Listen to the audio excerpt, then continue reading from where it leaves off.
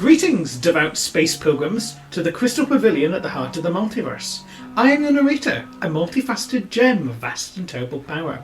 I have taken 3 mortals from your world, Ludnot, and are subjecting them to a session of the game Chainsaw Space Wizards by Bobby Swanson and Cody Lee Walker. Come, we begin. The time, somewhere in the dark grimness of the 39th millennium. The location, within the far edges of the most distant quadrant of the Solar Empress's vast empire, hallowed be thy flame. More specifically, aboard a battle punt crewed by the Gondolier's Militant as it powers towards a tower floating in orbit around a red sun.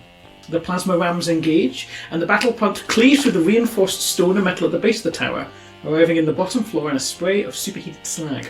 The Inquisition has arrived. Disembark, Ludnots, and tell us of your characters. Emerging through the smoke and the flames with a slightly threatening limp, we have Inquisitor Richard Smallhouse. He's a fairly small man, about 5'5". He's got a long black trench coat, a big hat, like a witch hunter's hat, with the letter I for Inquisitor on it, and also a big eye on it. He's wearing tight black shorts, and he's got socks pulled up to his knees, and they're held up by little suspenders. And he's got a cane with a skull on top. He's got a strangely babyish skin, and he's got a cyber monocle that seems to move around on its own. Stumbling from the smoke still shortly after him is Norman Leonard Mann, a mere citizen of the Imperium of the Sun Empress, who has been conscripted to aid the Inquisitor in whatever his search may be. Leonard is squinting through the smoke, looking a little bit like he's not entirely sure what he's supposed to be even doing here, and he's got one of those really wide armoured helmets, basically picture World War I, the big sort of dishes on top of your head. It keeps falling out of place and covering his eyes. On his body he's wearing a big heavy coat sodden with various muds that have somehow found their way onto him even on the spaceship. And he's got a crumpled shirt on with a pocket protector and various pens in it. In his hands he holds something that pulses and whirs. It's at this point in the 39,000th millennia or whatever, a very commonplace piece of technology, but it's the first time he's ever had anything to do with it. It's a laser rifle that is humming and having jets of light spill out of it from various places, and it looks and sounds very much like it's about to explode in his face, and he looks like he knows that, and he's not very happy and confident with being forced to carry one. Cutting his way out of the pod doors, very much not needing to do so because there is a button. Chain knifing his way through the doors is Beans the Mega Marine.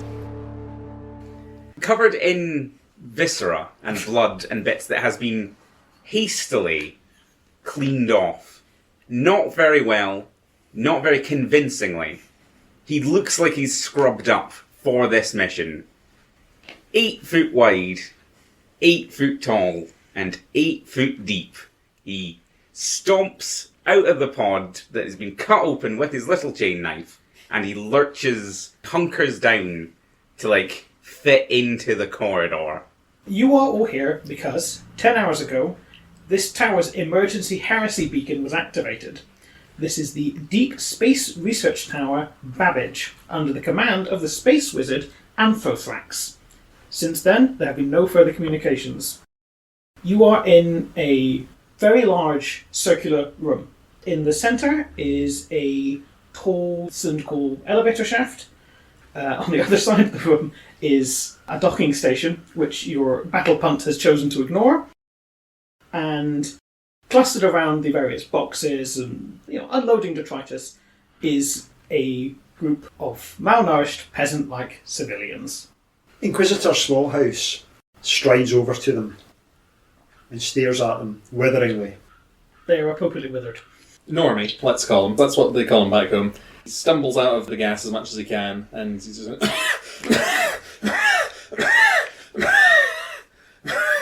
Sorry, Inquisitor, I've just had a bit of the old asthma. I wish they'd allowed me to take my inhaler. Inhaler? Yes. Take heresy! I'll tolerate no such thing on board my vessels. They didn't at basic training either. No. Inquisitor Smallhouse, is it? And Beans will come over to him and put his big meaty paw on your fragile, mortal shoulder and sort of just clasp a little around your neck, just looking at you. Yes, good man, yes. I can see us working well together. It pleases me greatly to have one of the mighty angels of the Empress with us on this most holy of missions.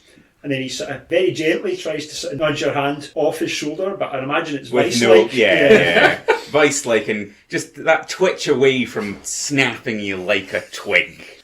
Absolutely no expression shows on Inquisitor Smallhouse's Well, face. Beans is very impressed, but it won't help. Also very impressed is Norma, because I don't know what we've been like on the trip on the Galactic Punt over here, but I'm assuming that this is the first time that he's seen you actually stomp over at him, 8 foot cubular as you are. Struck with the post-human terror, I mean, imagine. you just see in his face, like, the pupils of his eyes dilate until they're just completely black, and he looks a little bit like he might just keel over. Have you soiled yourself, man? Not recently, sir. He snaps to attention. He's like, just reporting for duty now that we're here. What's... Your will seems infinitely breakable. I like that in a man. Good. Stick with us and your death will be meaningful. Thank you. Inquisitor Smallhouse casts his gaze over the assorted peasantry waiting within. He says, recently, the heresy alarm was sounded. You wouldn't happen to know anything about that, would you? Loyal subjects of the God Empress?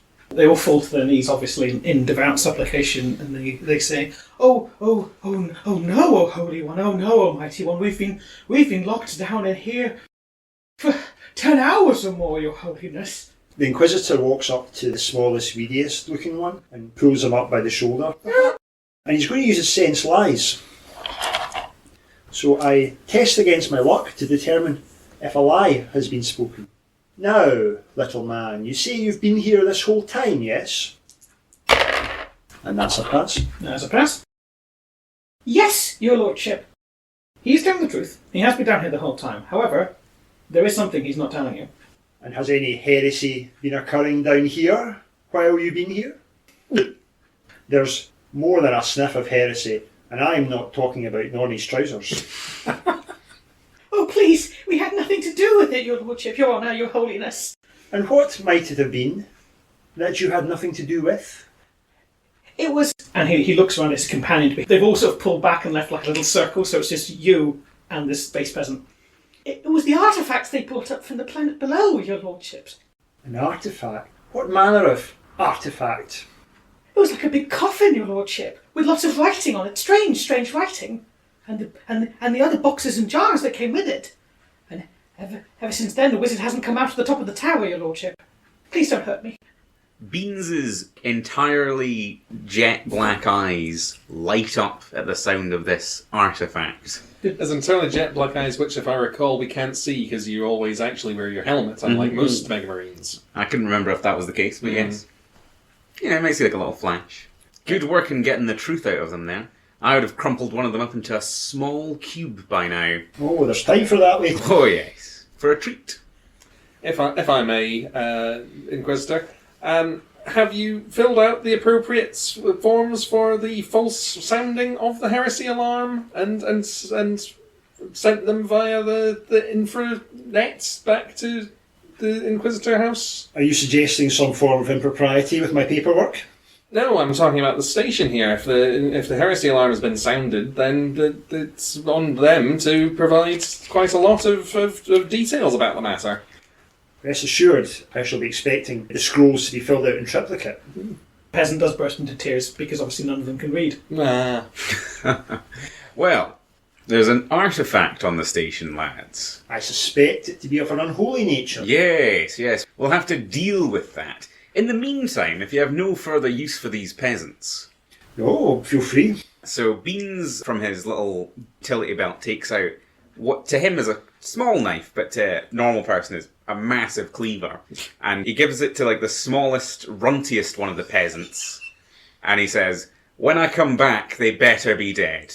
Or you better be dead. I'll be taking one of you with us. This is a holy opportunity and I want to see good work." His malnourished arms buckle under the weight of this blade, and his knees buckle under the weight of this horrific holy responsibility. I've seen something in him, though. There's a ratty little light in him that I think could be put to use.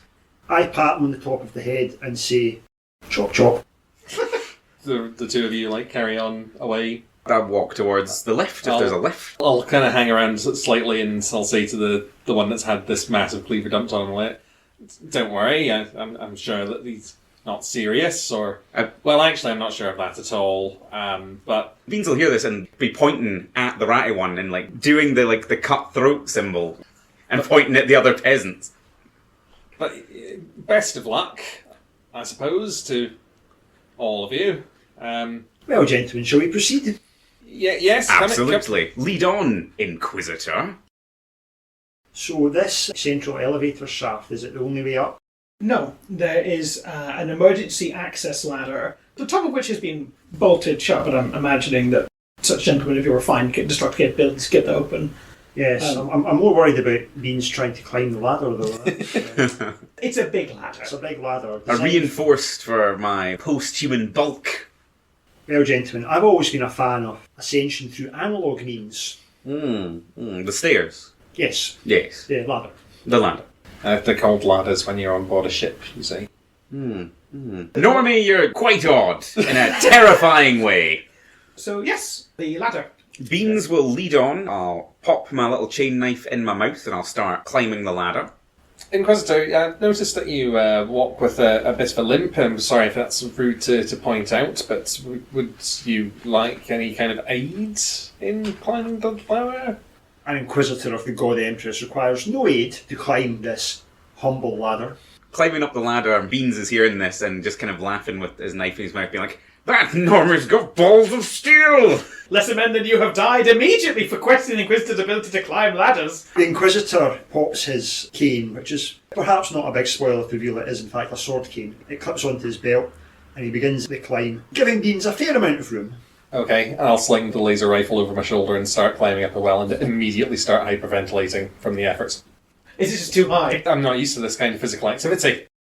The thing at the top is barred. How does Beans deal with his way being barred? Just effortlessly ripping it off of any moorings, tearing it like it was butter. Can you really tear butter?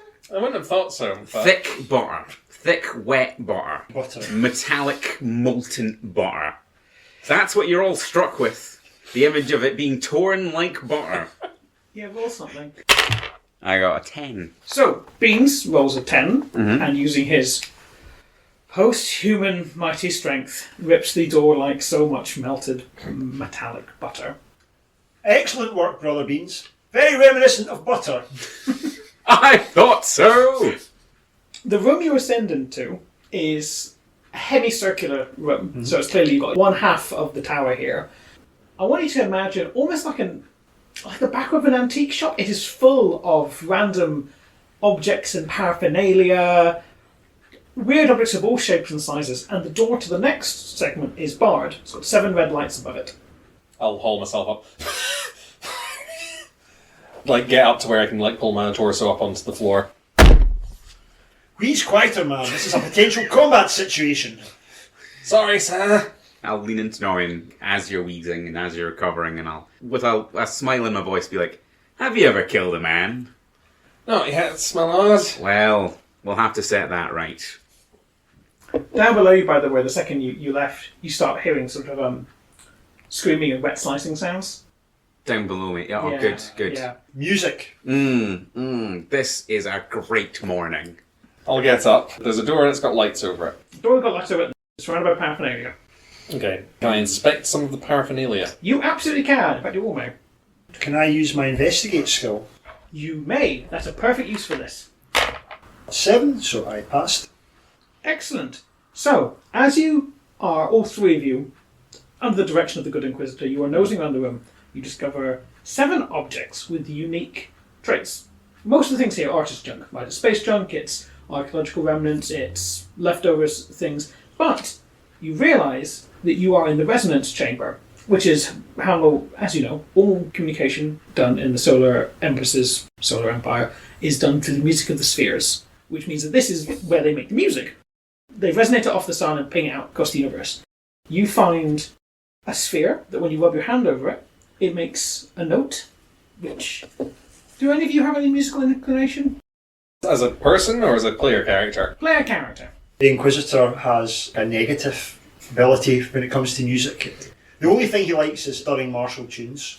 I think that Norman L. Man would probably be quite into, I don't know, the insetting equivalent of Taylor Swift and the Beatles.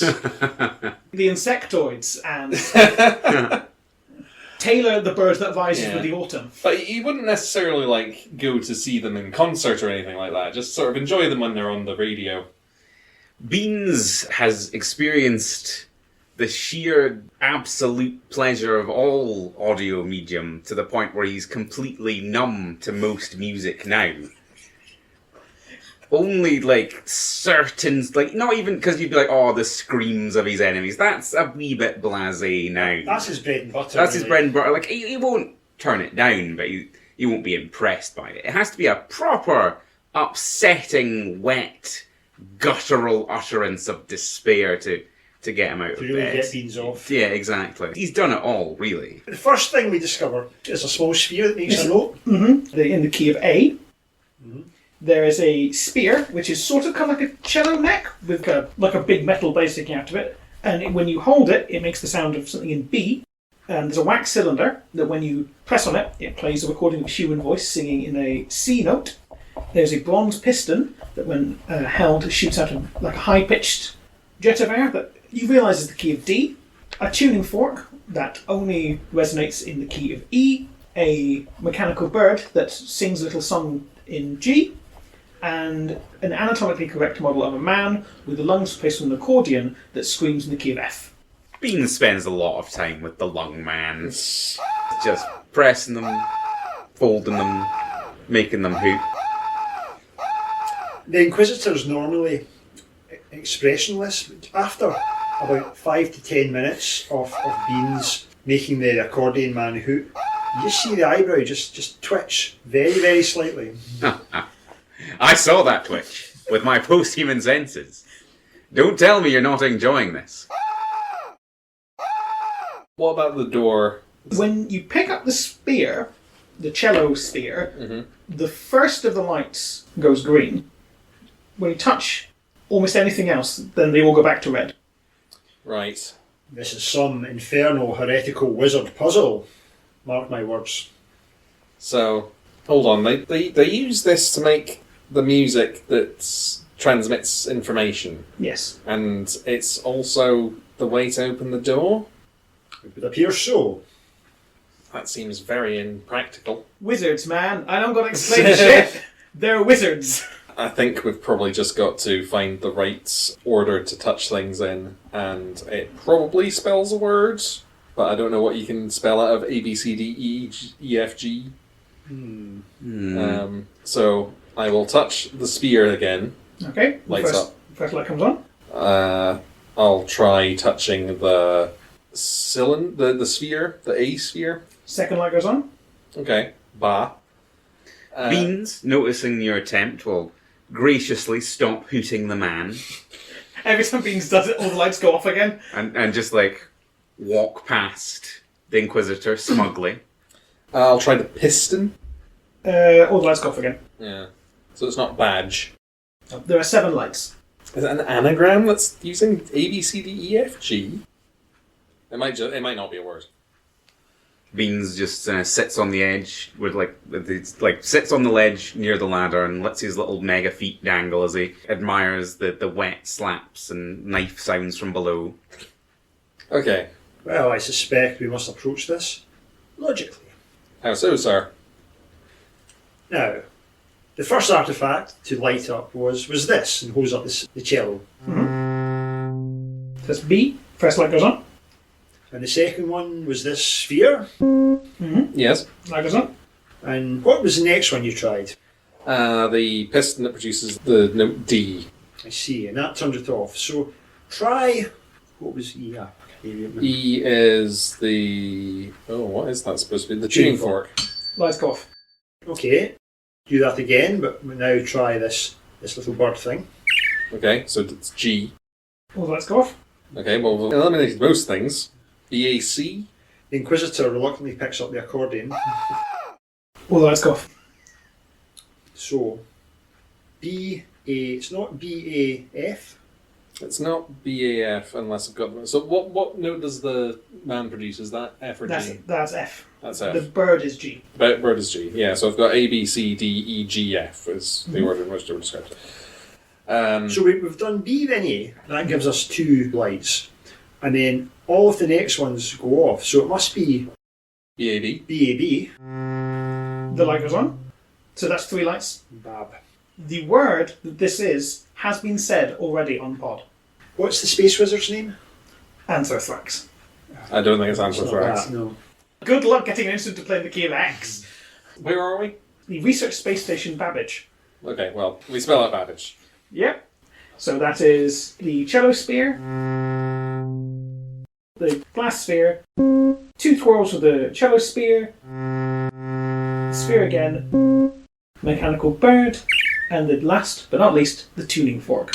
And at the sound of the tuning fork, all the lights go green and the door gently slide open, revealing the other half of the floor. Beans will get up. Babbage, was it? Interesting. Very astute of you, Norman. Oh, thank you, sir. I thought it would probably be some sort of word. You've solved my puzzle! Anyway, the door opens to reveal a dormitory. All around the hemispherical walls are bunk beds. In every bottom bunk is a humanoid figure. When the doors slide open, every single one sits up at exactly the same time, and then they turn their legs slowly out of bed and stand up to face you. Oh, hello. I didn't mean to disturb. Are they ordinary humans? They've got a very glazed look. I'll lean in to Normie. Right. Which one then? What? Which one? Which one what? Do you like the look of? What do they look like? They've got glazed look, I believe. Your standard space peasants, there's 6 of them, and they've all got glazed over expressions. They're now all walking towards you very calmly. Are Norman. they wearing anything? Just their regular clothes. Okay. Norman. These people are going to kill you. What? They're going to kill you. Oh, no. And I'm not going to stop them. I'm not going to help you either. They're getting closer, Norman. You're going to have to shoot them. Right, I'll fumble with my laser gun and point at... Oh, no, I'm pointing at me. Right, so... Take the safety off, man! Oh, They're getting closer, Norman. They've got their arms up to get Stop! you, Norman. They're not going to listen, I'm Norman. going to try using my skill, which is command, which is something that I get, apparently. So that is exactly my command score, which I Ooh. guess is a success. They all freeze in place. They're not advancing further, but they're not responding to any further commands. Oh, right. Well, good. They don't seem to be coming to kill me. Interesting. That seemed suspiciously authoritative. Yes. Quite interesting, Inquisitor, and ultimately disappointing, Norman. Well, when I was working as a clerk in the Inquisitor's office, as I was in a slightly senior role, I did have a few underlings. I did have to give orders occasionally. Beans hears none of that. It was mostly servitors. Well, yes, but They've been lobotomised. the tea and coffee boy, I will be honest, it was a little bit of a lonely workplace, but... Beans will walk up to one of these people and, pick one of them up. It offers no resistance. And just kind of shake it about. Does it drop anything? How vigorously are you doing this with your 8 foot tall, 8 foot wide, 8 foot deep? With all the grace and malice that I can muster. Grace and malice. Yeah, I'm going to count that as a strength roll. I think you have injured quite severely this poor... Oh, Brother Beans, you've broken this one. Mm-hmm. Drop it. Pick Oh. up another one. Does it do anything? When you pick up this one, whatever spell you manage to place on them is broken, they all start surging back towards you. Norman, take the shot. Ah! I'll take a shot. Morgan. Okay. Well, that... And they have to roll to... They have so in a ranged combat situation in Troika, one person rolls to attack, the other person rolls to dodge. In this case, whoever gets the highest number wins. I mean, it's going to be me. 'Cause I'm getting It's plus Norm, eight to it's that. Norm. I'll see how much damage I can do to them with my flashlight. That is 6 laser gun damage. Ooh! You blow a smoking hole through one of the cultists. There's one cultist in your hands. Mm-hmm. There's one broken one. That one is out of combat. 1 dead cultist, and that equals 3 more coming towards the other 3 of you. The Inquisitor draws his pistol. The cultist in Bean's hand will attempt to oppose. Strength will roll this as a melee attack. So does a 10 beat whatever you rolled? No. Because I'm adding my total to this, which is 8. No. So... In that case, you get to roll damage, because that's a failed melee attack. So what does Beans do with the cultist in his hand? Just crush him. Just holding him by the head, and just slowly and gleefully crush the skull. And... This is worse than when we did the vampires. 4? I'm rolling a d6 here. 2 points of damage. 2 points damage. Okay, so it's still alive, but there's a definite crack. It yet lives! My turn, is it? Yes, your turn. Okay, well, I will panic, get a grip of myself, affix bayonets, and then charge towards the one that is threatening the Inquisitor the most. And I'll try and stab him. So that's 18? Yep, that definitely beats whatever it was going to roll. Roll. Okay. 4 bayonet damage. Yep, that'll do. That's it. You have to ram through one glazed-eyed cultist who is attempting to threaten the Inquisitor. Well done. It's your other turn. Right, well, I will try and aim my laser gun at somebody else, but then realise that most of it's stuck into somebody else. Like, oh no, and I'll just gingerly shuffle around so that I'm going clockwise around this dead cultist that I've stabbed through, so that it's the centre of the clock, and I'm the thing, and I'll just aim around with this guy as my steadying turrets. I'll shoot at somebody else. Roll it. Roll the balls. Okay. Yeah, well, you definitely beat the dodge. Okay. Roll your last gun. So that's 6 damage. Yep, that's gone. Right. And now the remaining cultist will attempt to maul the Inquisitor. So I'll need you to roll some sort of close combat thing. Sword fighting at 1. Okay, so you add your skill to that, so sword fighting total. Sword fighting, so 6 in total. 13. Yep, you beat that. Roll your damage. Can I attempt to minimise the damage? I want to take one alive. I've got one alive for you here. I suspect not for much longer. There. You will need to breathe. Oh yes, and I'll move a thumb. Yes, I will say if you do what would otherwise be fatal damage, you can have just knocked it out. 8 points. So normally 8 points of damage. So how do you strike to knock this cultist out? I block his incoming blows and then I just slam him on the top of the head with the pommel of my sword. It's like a skull because it's the top of the cane. Imprints a perfect inverse of the skull on his forehead and it just crumples. Now there's just one cultist left and it's writhing in your hands. I'll notice that the Inquisitor has taken one alive, and I'll just bring the cultist up to my face and I'll be like, not your lucky day, and then crush. Oh, I think whatever damage you roll is going to be more than enough to pop this thing like a grape. And that's the end of combat. Beans, secure the perimeter while I question this wretch. Oh, my favourite activity. That's your favourite activity? I'm pretending. There's the other ladder upwards. Is there a lift in this room as well? There's the lift that runs through the central... It's the same lift shaft. Ah, but would the door be at this side or in the other room? It would have been in the other room, which you can still access. Right, so... The Inquisitor steps ominously around this room, his cane clicking on the floor, because that's just the sort of thing he likes to do. Is there anything else in this room? It's a standard set of dormitories. There's a tiny kitchenette. There's some hyperspace toilet cubicles for general purposes. It's very Spartan. Some books piled high. That's about it. I flick briefly through the books. Any heretical tomes? It's mostly your standard archaeology tomes. Most things from before the Sun Empress gets heavily redacted. Of course. So you imagine the wizards probably got the actual necessary stuff. There's hieroglyphs in you, a dummy's guide, and then 2/3 of the hieroglyphs have all been blacked out, so no one can read them. Okay. I'll stride back over to the prone body of the space peasant. Pliers, Norman. What?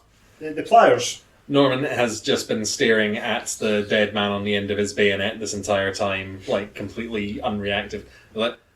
Pliers, yes. And the electro prod as well. The electro and what does one of those look like? It's a long blue thing, it's got little prongs in the end, and when you press it, it administers an electrical charge. It's crucial for extracting confessions. Oh, okay, right. You did bring the electro prod. I think so. They gave me a box. Is it one of these? Norman, those are biscuits. Oh yes, so they are. It's weird that they're in a package that looks like an electropod. Everything's just that aesthetic in this world. Eagles, skulls, Biscuits. biscuits. I'm sorry, Inquisitor. I don't think I have. How am I expected to torture a heretic without a decent electroprode? I don't really know. I've never really been much for the torturing. Tell me you brought the nerve flare at least. They gave me a bedroll. Empress above. When Norman turns round, when he's looking for his things, Bean is just behind you. And you didn't hear him come behind. He moved silently and stealthily. And he just towers above you. Like a wall. Like a wall with a very bloody, smelly, disgusting hand. Because he crushed a man's head with his hands. Peers down at you. And Beans just says, I'm very proud of you, Norman. Very proud of you. And I'll just very slowly take one of your biscuits. Thank you, my lord. Does it just go like lengthways into the grill of your helmet?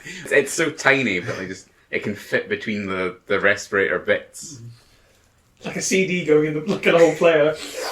I'll just mark off a provision. Okay, the Inquisitor gently pats the peasant on the cheek.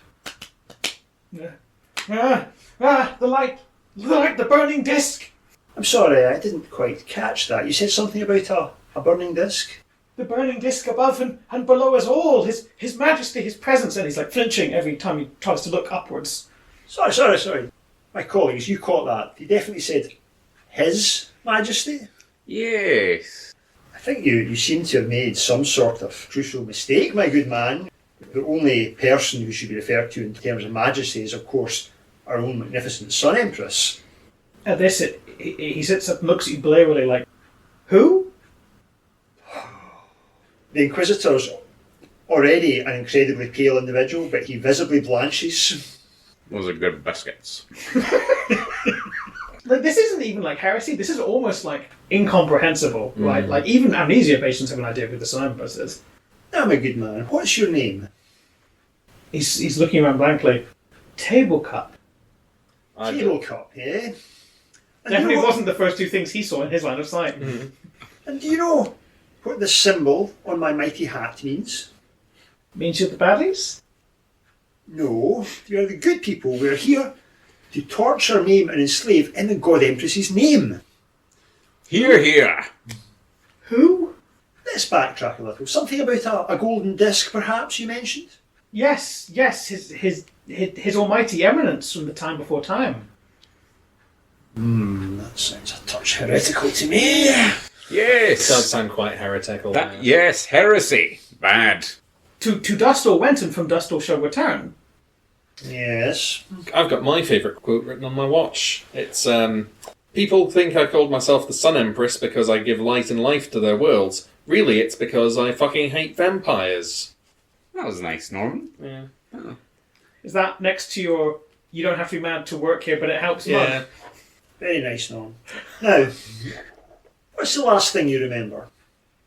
I remember Jimothy being, turns around to see like the body impaled on Norman's bayonet. Oh God, Jimothy! Jimothy's immediate troubles are over. Of course, his soul shall face the judgment of the God Empress. But for now, I just want to know what is going on. I require prompt answers. From dust, or it all went to dust. What went to dust? Everything. And now, from dust, it should all come again. Look at his eyes, they glaze over again, and this is an answer that has been given to him. This is not like a convert. Now, the Inquisitor can pick up on all this. He knows. He's seen all this before. He's seen all that. Well, yes. This kind of thing. This thing. type of heresy. What you might call a dab hand at all this. Yes. His first rodeo. I'm afraid it is my first rodeo. I don't really know what to do. You killed Jimothy. You killed Jimothy, and I'm proud of you. You did well. You didn't even hesitate. Well, This man had a family, a child. Look at him. He's definitely fathered a child. yes, well, Is Simone here? Simone? And you can... No, she's dead as well. What was this one? And I just showed him like the mustard bits in my hands. Michelle! She was definitely a mum. I killed Michelle. I killed Michelle. She has a family, 13 siblings right back home. They all depend on... I will kill them all if you don't give us answers. You can remember that they've got 13 of them. Give us, 3 answers. The Inquisitor is very angry. My eyebrows gone up a little bit. You can tell that I'm getting frustrated. Look at this brow. Look at it. Norm's still looking at the body of Jimothy and he's like, I felt like I had to do it. You did have to do it because I told you to do it. And again, I am proud of you. No matter what happens here today, hold on to that. What do you know about a mysterious alien coffin with engravings and the like on it? Oh, you mean the Lord's resting place? Yes, that was at the beginning of his second glorious reign, about a month ago. I see, and this Lord fellow that you speak of, he was in the coffin? Well, I presume so. I have not gazed upon his beautiful face. For it is the solar disk most beautiful and radiant. And this Lord fellow is different from the wizard, whatever his name was. Oh, yes, he is mighty and knowledgeable, be. He's just the boss, you know. And the wizard's still alive? I believe so. For now. The Inquisitor just winks over at Beans. Digital wink back. One eye socket just blinks out briefly. Yes, no, they took me up to the highest point of their ascension on the top floor. And then I was back here, and you came in and... Oh God, Jimothy! Simone! Okay, I feel... Michelle! Inquisitor, I feel we've gotten everything we can out of this heretic. Yes. The Inquisitor puts his arm around the little peasant man's shoulder and says, "You've been most elucidating. Why don't you pop back downstairs and see how your colleagues are getting on down there? I'm sure you'll be able to provide you support in this difficult time." And then he sort of gently pressures him towards the ladder. Clang, clang, clang, clang, clang. Oh God!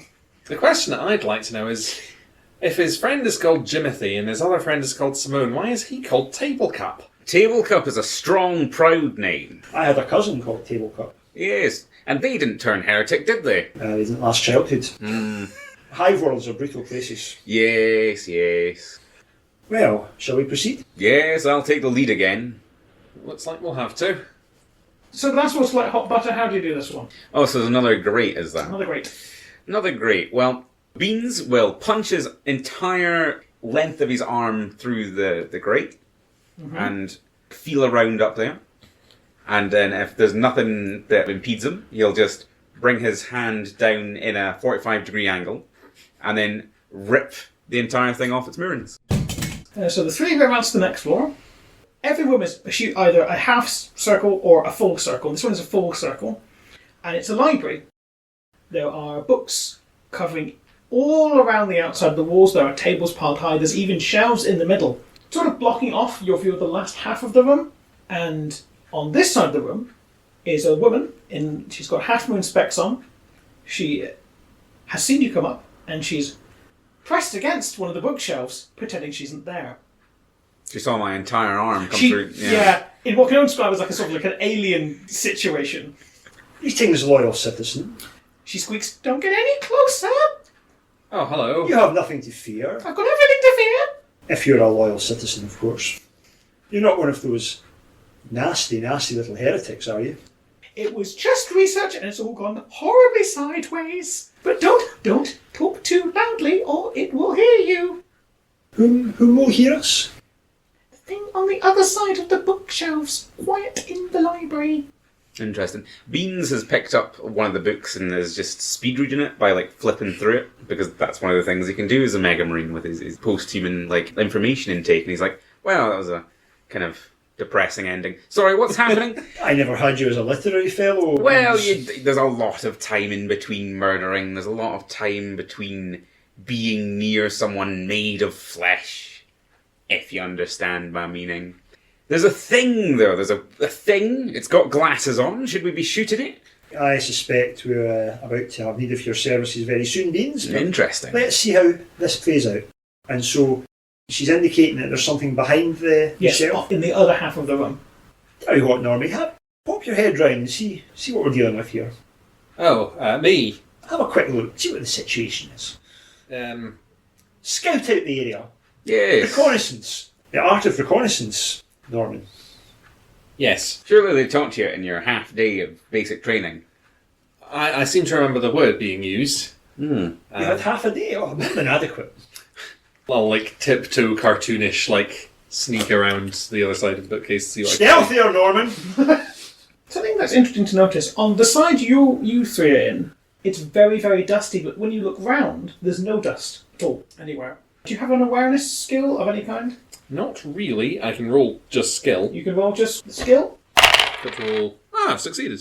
Oh, excellent. That's really good, which means that you're able to be quiet when you see a 12-foot tall ibis wrapped in bandages, and I mean like wrapped properly in bandages, and it appears to be hunched over a table reading one of the texts.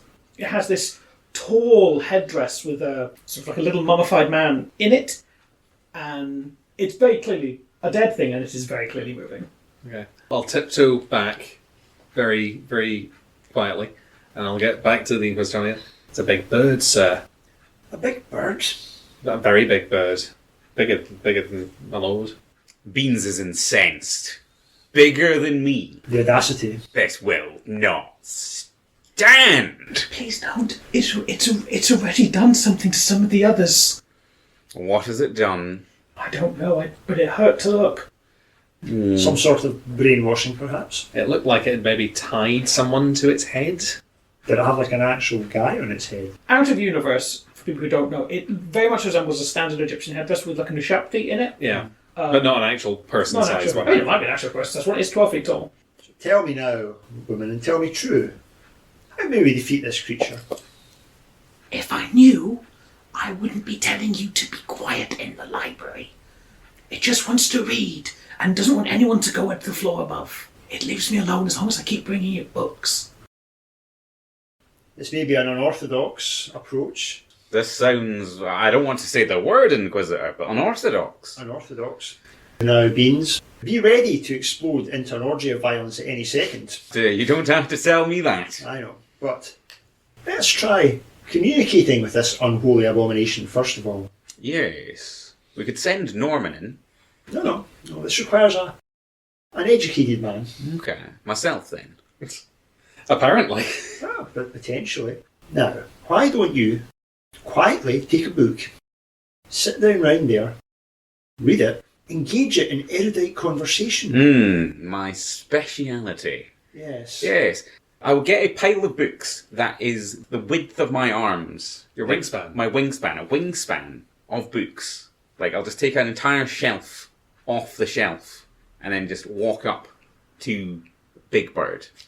Walk up. If nothing happens, I'll pull out the chair on the bench next to it. I'll sit my big stack of books down and I'll take the first one out and I'll flip through it, speed reading it, throw it, speed read it, throw it.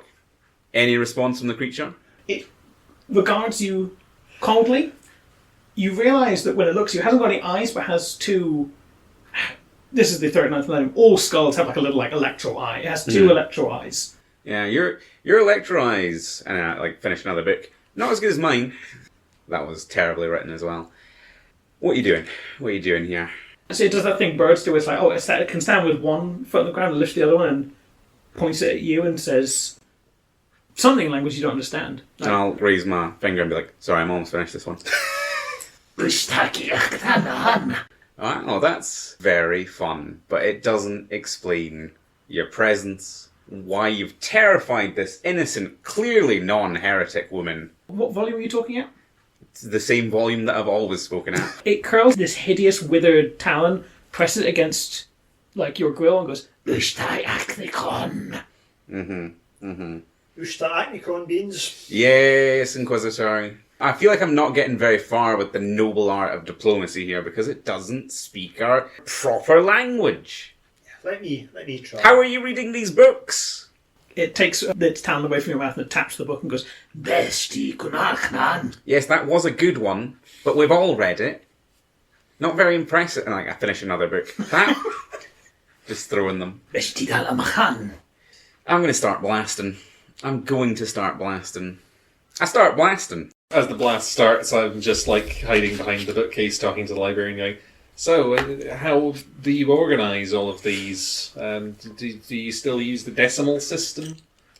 Bang. While this is going on, the Inquisitor is discreetly flicking through 40,000 shades of grey. There's many, many more shades of grey than there used to be. It's Beans' go. Beans. Is that your battle cry? Beans. 10 overall. Narrowly, that is an 11. You've dodged. That's a dodge. Dodged, but I have scarred your flesh. I have desecrated your little sacred wrappings with a singe of shell round. So, Beans, two things are going to happen. Mm-hmm. First... Oh, perfect. You disappear in a puff of smoke. Whoa. So, your perception Mm-hmm. is that now you're just floating in a starlit void. You're not choking. Mm-hmm. You're not suffering air. You're just not here. Interesting. Peaceful. Not again. The Mecha Ibis turns its attention onto one of you two. Oh no. Okay, would Norm like to test his luck? You can either test your luck or suffer the effect. I'll test my luck, but I am not very lucky. And your luck is currently... So that's 7, which is what my luck is. Okay, it works. It's fine. That's now 6. Well, nothing happens, and this clearly has irritated the Mecha Ibis, but... It's disappeared Beans, looked at me, and then looked pissed off. Yes. You can tell it's clearly trying to concentrate. So, now, the Inquisitor. Do you want to test your luck or suffer the effect? Test my luck. I feel like it's just- I pass. Okay. Once again, nothing happens, and it chatters its beak very, very angrily. In the stellar void, Yep. Beans sighs and contemplates his options. Beans could curl himself into a fist and just hibernate until I hit planet at some point. Curl up and just start hibernating until he comets into a planet and will murder something. He's done it before. This isn't the first time he's been spaced and had to go through the planetfall process. Okie dokie. It is time for Norm to once again suffer the wrath of the Mecha Ibis. Alright. Now, you can choose to take the effect, or you can choose to attempt to resist with luck. So attempting also reduces my luck. Always. Right. I'll attempt it anyway. No, that is a fail this time. Okay. Oh no. You start coughing. Not unusual. You'll be coughing for 6 rounds. I really wish they'd let me have my inhaler! It's your time, Inquisitor.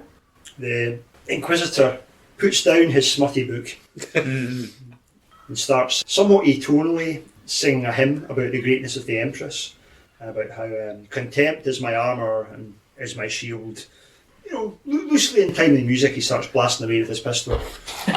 It's very hard to hear the song, what with the blasting of the pistol and the coughing going on all at once. Well, most of the music in the 39th millennium is designed to go in time with pistol fire. That is 14. That's a success. Are you rolling some damage on that, or...? Yes. Apparently not. 5. And 5, that's 6 points of damage. Your bullets, they home and true. What are you aiming for? Or are you just blasting away in general at the bird? It's got a long thin neck, doesn't it? Mm-hmm. I'll aim for that or try and sever the head. Okay, that's excellent. You take out several big chunks. Every time you blow a hole in it, that just dissipates into like a cloud of dust. There's no blood, it just puffs into dust. Well, it is mummified. It is mummified, it is mummified. And so we'll go again. Just take another pot shot and continue my sterling work. The singing increases in intensity.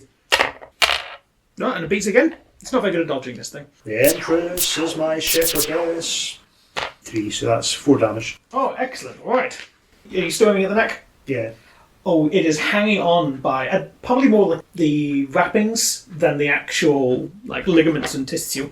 Bring Beans back, you fiend! Is he singing the song because he feels guilty about having been reading the 40,000 pages?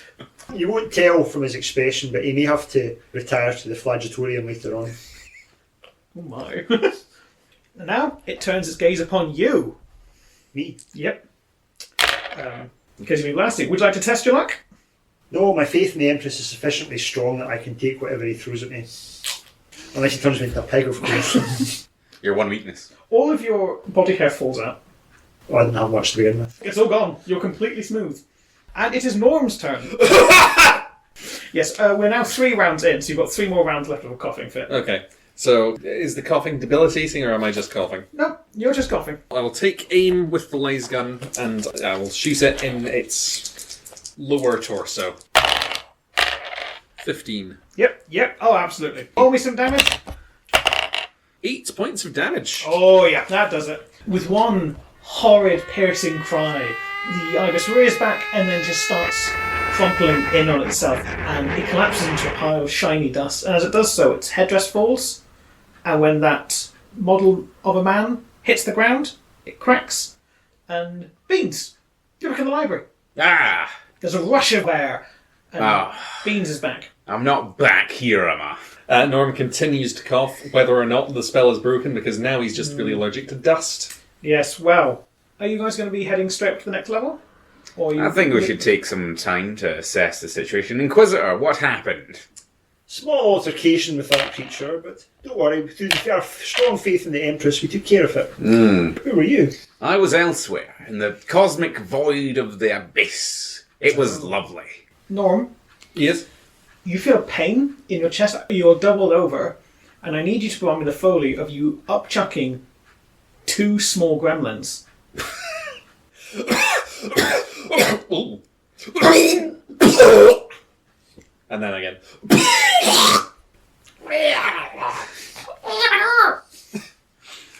That was odd. Now, I like Norm here, Inquisitor. I really like him. He killed that man on command, but he did just vom up some little men. You saw that? I saw that. Okay. I think we'll put this down to vile sorcery rather than any heresy on Norm's part. I'm We not can- feeling very well. Don't worry, Norm, we'll cut you open after this. Please don't. We'll cut you open like butter. The 2 gremlins just sort of run about. They try and bite at your legs. I'll step on both of them casually. What was that, sirs? That was your child, Norm. That was your twins. They're dead now. What, was the bird made of dust? I don't Something know. like I wasn't that. here for that. I'll poke around the dust and the root is like ruined bits of headdress with the end of my cane and see if there's anything relevant in there. You nose at the headdress. You notice that it looks like it's made of enamel or whatever. It is full of really complex circuitry. And I'm not talking about Sun Empress circuitry. This is actual circuitry. Xenotech. Beans is once again silently beside you, and I'll be like, steady on there, Inquisitor. That's very tempting, I know. Well, heretical, of course. Of course. I've always got my leather gloves on. They squeak most pleasantly. Yes. I wouldn't take that. Even in the fight against heresy, that would be a step too far, wouldn't it? Of course, of course. Yes. It's broken anyway, isn't it? Yeah, right, okay. But still. I never wanted to go to space. It's nice. I was just there. So Beans will stride over to the most salacious of the books and pick one of them and pop it in his little belt for later. 40,000 Shades More. Yeah, because he's read the first one and he wants to continue the story. And he'll read it in a second and be disappointed. But he's keeping it for later. Then he'll stride over to the librarian, who's there and alive. For now. She has sort of collapsed into a heap. I know the feeling. Whichever one of you comes closest, she sort of grabs at your legs and says, "The thing in the tower, whatever you do, please make it go away." Sort of heretical thing, is it? I would imagine so. Best press on. Yes. No rest for the wicked. By the Empress, you're insufferably chirpy, Norm. Sorry. So, are you all going up to the next floor? Yeah. We shall ascend, as the Empress wills. Norm, you go first. You're the most athletic of us all. I'll meet me first this time. Yes. Okay, so when you get to the top of the ladder, there's a very clearly written, pull handle to deactivate emergency hatch. Obviously, the peasants didn't know that because they can't read. Ah. And, Beans didn't care. What's neat is beans for a handle. Oh, there's just a door here, so... yes, it's not locked. I'll just open the hatch. Yes. It's an interesting thing, that. When I look at the door, as you say, it's blocked out by my visor. It's just censored. Oh. When I see that, kill, basically. See a blurred out thing, push and kill. Well, that doesn't seem very efficient. No, but I mean, it's more efficient, if anything. Look at you taking your time to get through the store. I would have already had us through there. I can't. I'd have already scared a librarian to death. I can't argue with the results. I'll get up to the next area. Inside the next area, the room is impossibly tall. It goes all the way up, and you see the lift shaft goes up into the glimmering darkness. The room is mostly a slow corkscrew ramp that goes up one revolution to the elevator door. The area is thick with dust. I mean, like it is like lying an inch thick on the floor. Oh dear, this will trigger Norm's allergies. We brought the right specialist. It seems quite strange how there's dust everywhere. Yes, now that fellow downstairs, he spoke of dust, did he not? Yes, it's not a problem for myself, of course, fully contained within my suit. It's ambient in here. It's nice and tepid and air conditioned. Just the freshest mint scent. That sounds very pleasant. It is, Norm, it is. Now, Norm, did you bring the respirators? No, sir. I didn't bring any lozenges either. My throat's quite raspy after producing goblins. Even if I took off my special hat helmet, I'd still be able to breathe in this dusty room without any problems, because I've got better special lungs. 6 of them. Do you have 6 lungs, Norm? No, I've only got 1. Norm, if we make it through this, and I don't have to gut you myself, I'll get you that second lung. Maybe 1.5. Did the gremlins eat the other one? No, I had to sell the first one. What, apart from dust, is in this very tall room? There's the lift. Ah.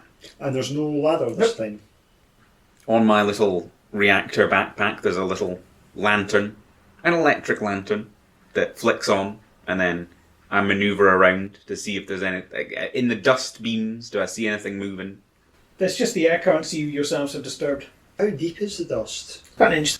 Right. It lies on the ramp as well, all the way up. An inch of dust. It's a lot of dust. That's a lot of dust. A lot of dust. It's not creatures hiding in the dust level, which is what I was concerned about. Oh, no. We have done great work for the Sun Empress this day, my friends. Indeed. And we may well die in this room to some sort of dust beast. Or allergies. All allergy, good work. Norman with his 1 lung.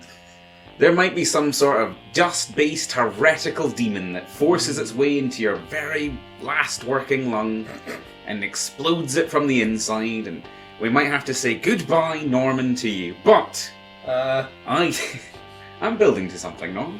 Don't kind. I'm being inspirational. You're near insane with fear, but I'm being courageous. I'm saying that you will die horribly and painfully. Oh. But it will matter. And Inquisitor, I see that you're one to raise a point. Very, very few citizens of the Imperium get a chance to experience this level of glory. Or this level of dust. Indeed. What I'm saying is, we may well die in this room, but we should die heroically. How do you suggest we go about that? First of all, let's all raise our guns. All right. And let's walk into the dust. Together. I kind of assumed we're already in most of the dust. Yeah, well, we'll walk through the room. Mm-hmm. Does anything happen? No, the dust is disturbed by the gentle air currents of your passing. So you're going up to the lift. Yes. Okay. So when you get to the lift, there's... You've all seen hyperlifts before, obviously. Of course. But instead of where there's normally like a person who's been plugged in, because that's just what happens in the grim darkness of the 9th millennium, there's a slab of sandstone has just been like hammered into the place, and sort of like a weird contorted head stares down at the 3 of you. There's actually text on the display above the lift that says "held at floor 4." Is this floor 4? It's floor 4. Okay. And the lift has not been available the entire time, but because you 3 are so incredibly paranoid, you've not even... I've got text here that says, like, oh, if you try the lift, like, nothing happens, you're going to have to sit there. No, didn't have to bother writing that at all. It is not paranoia if it involves lifts. It's true. So, there's a head, it regards us with ill omen. Is it like plugged into the wall? It's plugged into the elevator controls, yeah. What's the sandstone block then? It's what the face is carved onto. Oh right, so it's a carved face. It's a carved face. Not a normal actual person face, as is natural for a lift. Yeah. So we're freaked out, but not overly freaked out. I'll prod it gingerly. It frowns but doesn't respond. I'll knock on the door of the lift. What do you want? Says the sandstone block. Oh, hello. I think we want to go higher up. I don't want you to do that. And then you start seeing the lift. It says like, oh, floor 3, floor 2, floor 1, like on the little display. Norman, you had your chance there. What I want is death. I've come for death.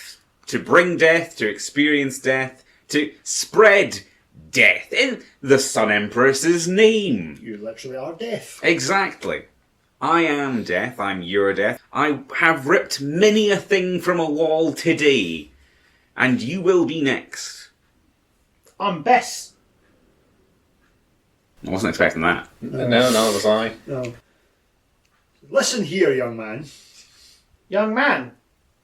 Young man, you will bring this lift back to us, and you will not impede our progress any further. We are the holy agents of the Sun Empress. I don't want to do that. It says locked at floor 1. Young man.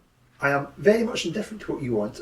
I am an Inquisitor of the God Empress. I'm Bess. Yes, you said that. Does this, he points to his hat, does this mean anything to you? I can use my intimidate skill.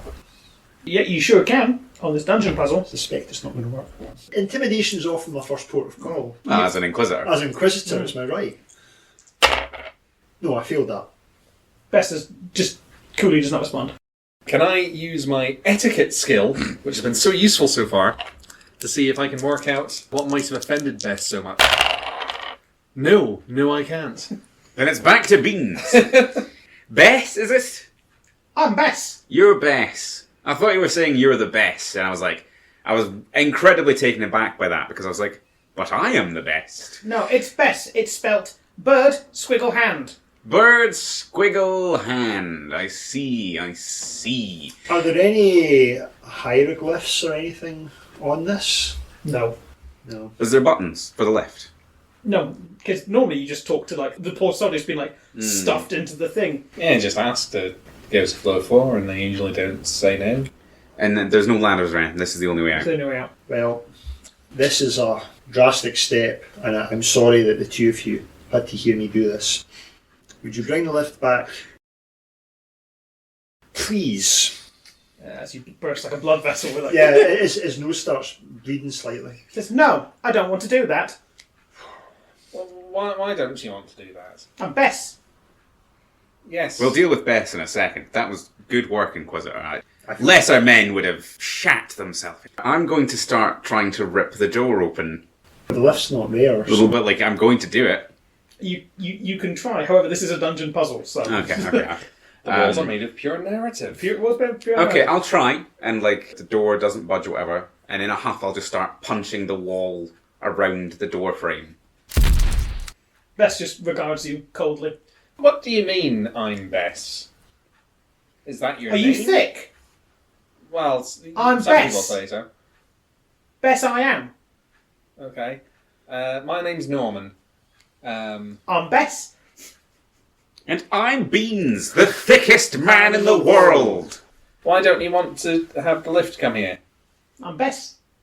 I don't think that's an answer to my question, really. Can I read the hieroglyphs that are on Bess, knowing that Bess is spelt bird, squiggle, It just says Bess.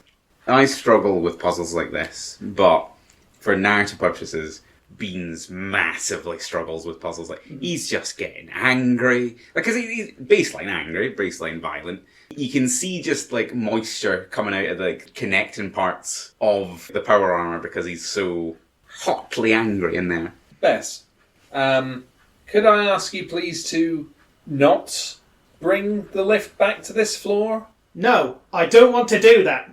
And you see, again, 1, 2, 3, 4. Okay. It's loud. Now definitely don't open the doors. No, I don't want to do that. The doors slide open with an impulse. I'll just turn to the Inquisitor and shrug. When the lift doors open, you notice that all the dust in the room, it starts pumping and vibrating. You know, like if you put a sound on a speaker, and skeletons start coagulating out of the dust. There are easily 100 skeletons in this room. Yes, please do not, under any circumstances, close the door and take us up as quickly as possible out of here. No, I don't want to do that. As the doors zip shut, there's a ding. As the lift starts powering up, you hear the scrabbling of bony hands one by one, and then 10, then 20, then it is a lot of hands pressing against this lift door, and then you are catapulted skywards at an uncomfortably fast speed. And we're all pressed together in the lift shaft, and I'm up against Norman's face. Beans is contorted in weird, strange ways to fit himself in and fit yous in, and his face is just pressed up against you, and his head is like 4 times the size of your head, and he's very much like, I'm very much coming back for the skeleton room. That's going to be dessert for Beans. You feel the G-forces slowly lessen as you approach the top of the tower. Oh, I think my ears just popped. And there is that soft, single subtle ding, and the doors slide open. The room is circular, but the ceiling is a 4-sided pyramid of glass. Looking out, you can see the red sun fills the entirety of the area above you. It's dimmed by the light, so you can still see. In the centre of the room is this huge open black sarcophagus, and coiling out of it, the bottom half is that of a serpent skeleton, and it joins to 4 arms and a big alligator skull, framed with one of those really regal, like pharaoh's crowns. And it's currently hunched over a little figure wearing a big blue wizard's hat, holding a wand with a star on the end of it. They're clearly in an intense argument. In each corner of the room is a cage full of people.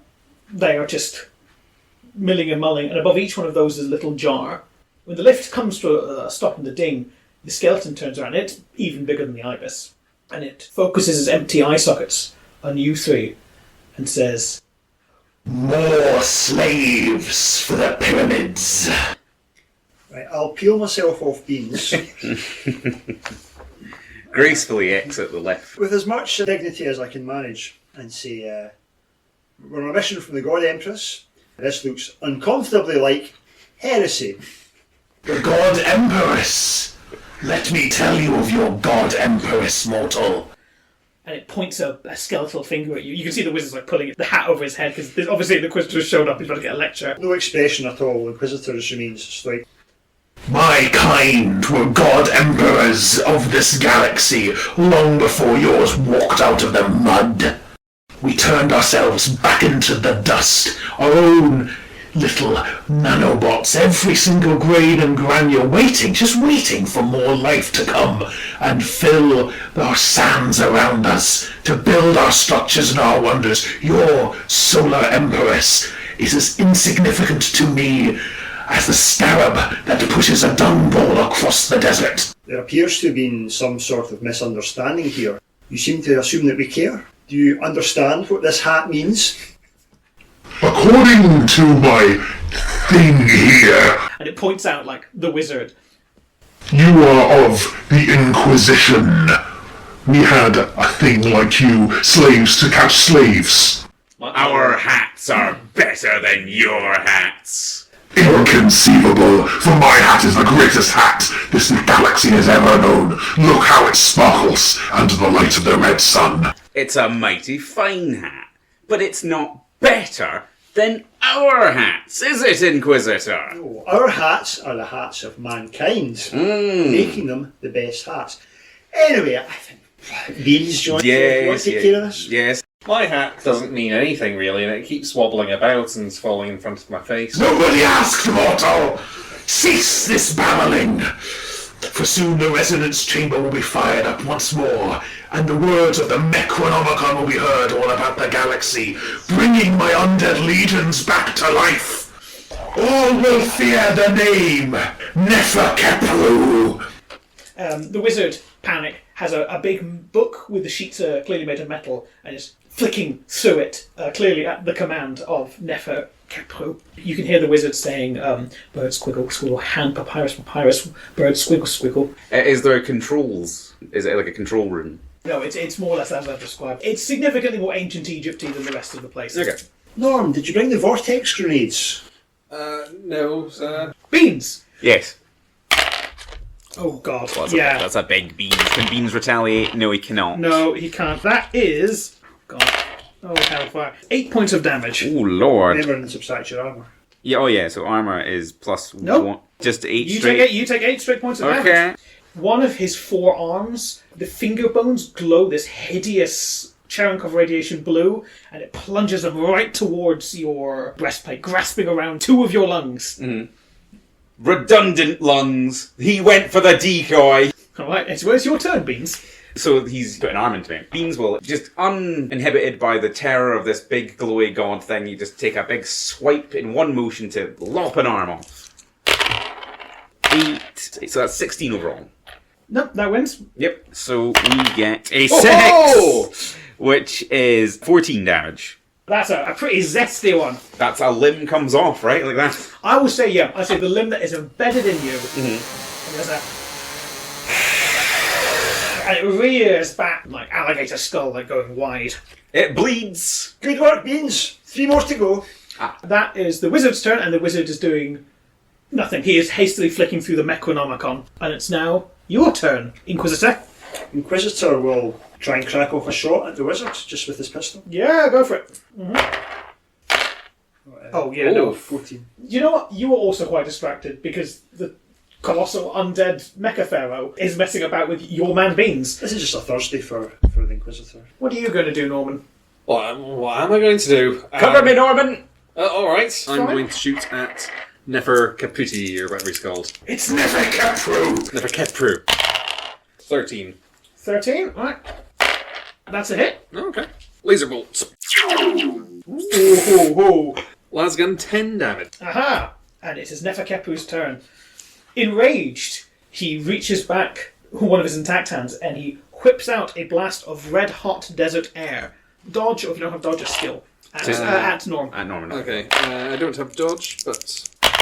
And you want to beat whatever 9 plus 9 is. 18. 18. You got 13. So no, I have failed. Okay. You will take 8 points of damage. 8 points of damage. Well, I have survived being dehydrated. The thick taste of desert sand fills your throat. It's horrid. But it is your turn. Oh, okay. Don't cough up another gremlin. So, first of all, I will shoot at Neferkepru again. Go for it. 13. 17. 17. Okay. Can we say that I do hit, but it clearly doesn't damage him or something? Absolutely. It's the metallic gleam of some of the particles making up his body. It just glances right off. You hit it at the bad angle. Okay. These happen. Well, Inquisitor, don't do something. I'm going to limp briskly over to the wizard, and I'm going to attempt to engage him in hand-to-hand combat with my sword. Oh yeah, go for it. I'm going to give him the lowest skill because I feel like he's not very good at hand-to-hand combat. His hands are full. Oh yeah. Yeah, whatever you do. Well, yeah. How are you choosing to do this? I'm just going to try and lop off his head since he's busy reading the book. I'm just going to try and a fairly swashbuckly sort of shook.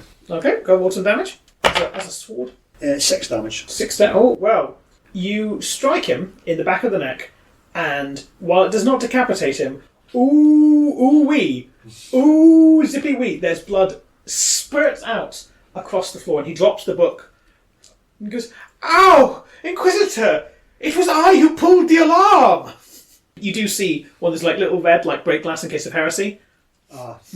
He's too far contaminated. He's too far gone. He's too far gone. Beans, it's your turn. Yeah. Good work, comrades. Drawing blood and dust and whatever bile fluids these hated creatures of the Sun Empress. I've still got the giant mechanical hand embedded in my chest. You very much do, yes. And I'm just lurching, and then eventually I find my stride, and I run over to one of the cages, and I just grab onto it like a crazed gorilla, and I start shaking the cage and terrifying the peasants inside. Has Beans put 2 and 2 together about the canopic jars, or is this Beans just trying to scare some peasants? Beans has seen some peasants, but he sees the peasants, he sees the terror in them, he's inspired by it. He sort of looks up at the pyramidal sky and sees these urns. Do they do anything? Are they just urns? Are they they're radiating magic? Is he drawing things from them? They're radiating a kind of heat. Can roll a strength check. 15. Yeah, roll damage. So, sorry, what's happening? Beans. There's a cage in the corner. Yeah. Each corner has a cage. Is Beans picking up the cage full of slaves and throwing it at a jar? Each jar is resting on top of each cage. Oh, okay. So each corner has a jar resting on top of it, presumably siphoning the energies of the poor saps within. So, he's not paying attention to the jar, right? How up for it would you be if I did rip the cage from its moorings? and shake the things about and just be like, "This looks important." I would ask you to test your luck because I feel like that is a. So I got a That'll 4. work. Yeah, that works. Yeah, with your post-human strength and those post-human thighs, you pick up the cage. Everyone inside starts screaming. Whatever spell they're under, right? They are screaming so hard. You've never heard anyone scream this loud in your life. I use the hand embedded in me as a tripod. And when you do that, the canopic jar just tumbles to the ground. It smashes on impact, and the upper left arm of the pharaoh just falls off. Bean doesn't notice that. Beans is lost to the blood fury. Like a puppet having its strings cut, it just disintegrates off it immediately. And this vile creature clearly draws its power from these unholy artifacts. Yep, Norm? Oh, does it? Oh, all right. And I'll choose a different jar, now knowing what they do. Well, that's a number of 5. 4 damage. Yeah, perfect. This one, so you've destroyed the jackal-headed one, you've destroyed the baboon-headed one, there's now a man and a hawk left, and the pharaoh's now missing his upper 2 arms. So he's only got one arm left. He's got a full arm and an armed son's hand. Yeah. And it's up to you. Seeing what's going on, the Inquisitor, being a shrewd man, will target one of the remaining canopic jars. Yep, all damage. Yeah, that would do. So the hand in Beans' chest starts to sort of slough apart as that arm disappears. I'll sort of shudder and catch myself. And the cage? Have you put it down, or...? No, I'm holding the cage until it's my turn. I was kind of assuming that it was going to be suplexed at some point. It's getting thrown. Well, that's end of combat round. Well, it's up to Norm.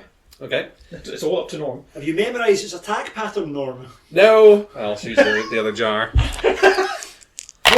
Norm, hit the glowing weak spot for massive damage. If I don't roll a 1, it's enough damage to hit it. That's a 6. That's like 10 damage. His last arm, again, it slumps off and collapses. And the pharaoh goes, Over 300 million years I've had those You bastards! All mammals are the same. Elves, dwarves, possibly sporks. I've not dissected any. Good for nothing but pyramids and obelisks, the lot of you. and it's the Inquisitor's turn. The Inquisitor just shakes his head slightly and says, "Look at my hat!" And then I fire a shot at him. Go on. Do some damage. 4 points of damage. Not too shabby. Not too shabby at all. Alright, Beans. Yes. Beans, enraged at this mammal bashing from this giant mechanical bastard, like he drags the cage across the floor, withering the desert heat and whatever eldritch beams he's shooting out of his eyes. The Beans heroically and titanically throws the cage of peasants at the Pharaoh. I'm going to need you to test your luck on this. Heroically. Go on. 4. 10 points of damage with a cage full of peasants. I'm also going to have to say that applies to all the peasants inside. That sounds like their problem. Yeah.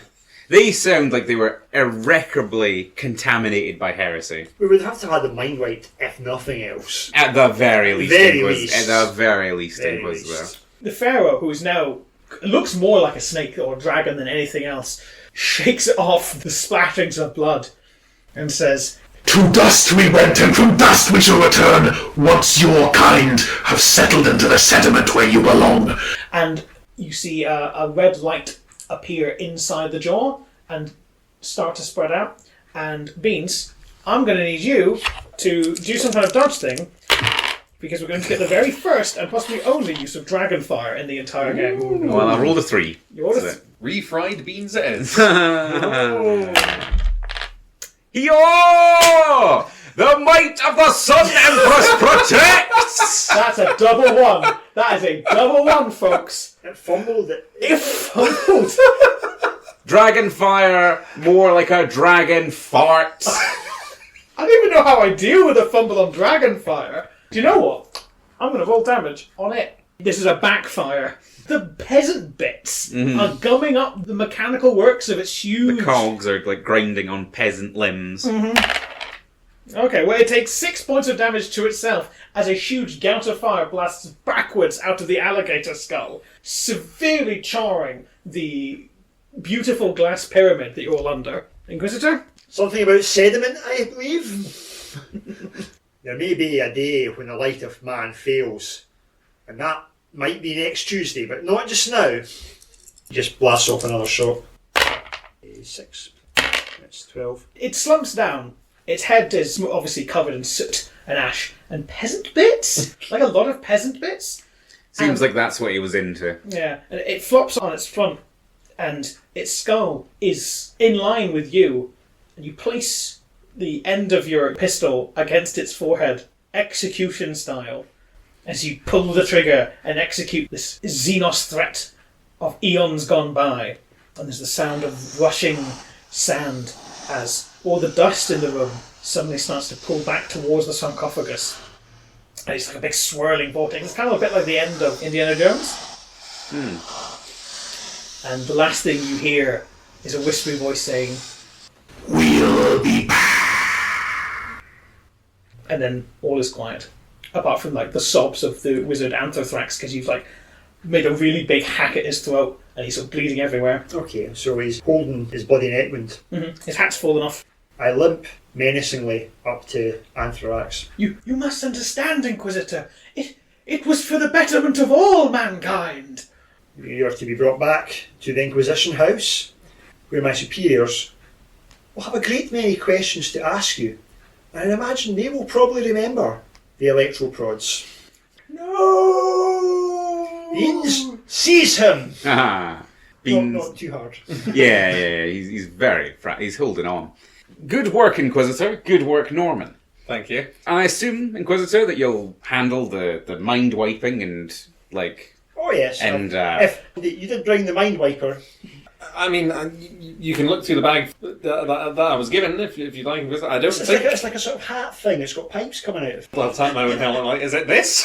No, Norm. Inquisitor, I like Norman, but a good mind. He's seen a lot. I think it's for the best. And, It was a and bit dissection. It was a bit more than I was expecting on my first day, my lord. You did well. Don't worry, I'll mind wipe you as well when we get back.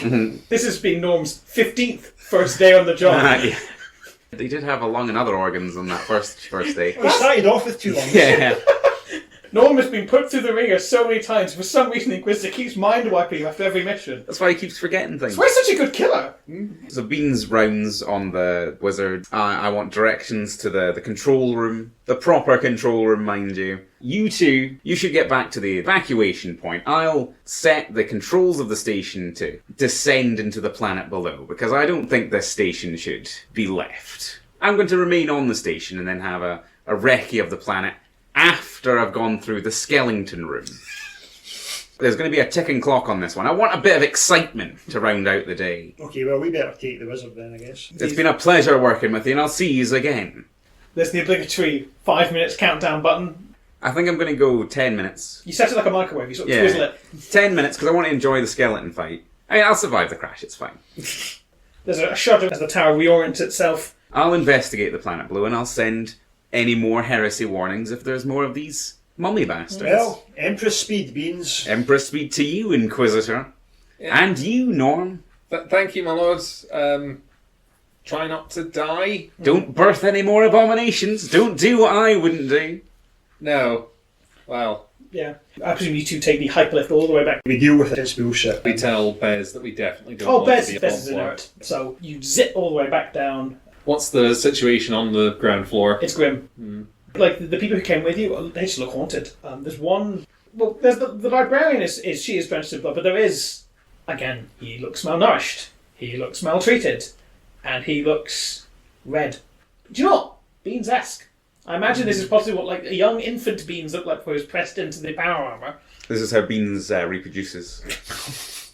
You are seeing the germination of a seed that will one day become a megamarine, just like Beans. Exactly. That's what Beans wanted from this, but he's not picking them up again because there's the skeleton room to do. He'll be happy enough to have created a killer. So. I'll say to the librarian.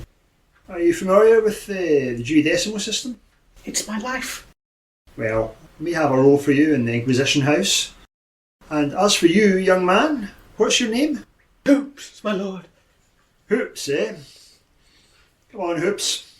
No matter how hard you try, by the way, you can't get the knife out of his hands. It's I don't even try. yeah, it's a rictus lock. Ah, so you did have good luck. That's good, you see? Sometimes you survive. Red is the dawn.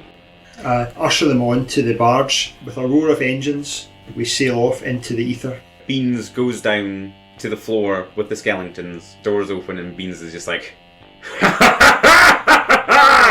And there's the image of all the skeletons like climbing over each other to reach Beams, this pinnacle of red delights. The tower falls from the orbit of the Nile star. It goes past the first 3 planets of the system. That will be Alpha, Beta. Gamma is a little further out.